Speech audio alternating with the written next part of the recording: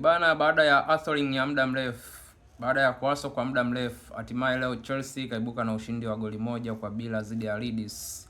Ilikuwa ni mchezo wa nusu finali wa FA Cup, game ambayo imewakutanisha majira saa 11 pale Wembley, Chelsea dhidi ya Leeds, na Chelsea kaibuka na ushindi wa chuma 1-0 dakika 23 kupitia kwa kijana wao Enzo Fernandez.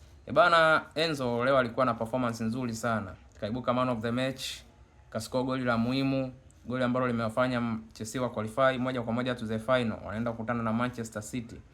Manchester City ambaye jana yeye amequalify kwa chuma 2-1. So tunaenda kumwangalia Chelsea anaenda kukutana na City kwenye mchezo wa finali ambao utakuwa ni mchezo aina gani? Kumbuka Chelsea anaenda kukutana na Manchester City, ana kisasi naye ametoka kumpiga kwenye ligi goli 3-0. So Chelsea anaenda kucheza mchezo wa finali akiwa na revenge ndani yake. Tunaenda kuangalia game ambayo Chelsea huyo ana revenge ndani yake. Chelsea huyo anaenda kucheza game ya finali akiwa ana uchu na kikombe, kwa sababu hajabeba kikombe chochote msimu, ndo kikombe anachokiangalia msimu. So binafsi naenda na asilimia kubwa sana kwa Chelsea, ingawa Pep Guardiola sio mtu wa kumwendea kihivyo, ila Chelsea mpira wale waliocheza, kama wakicheza hivyo hivyo na kwa Manchester City, guys, naamini anaweza kaondoka na kitu.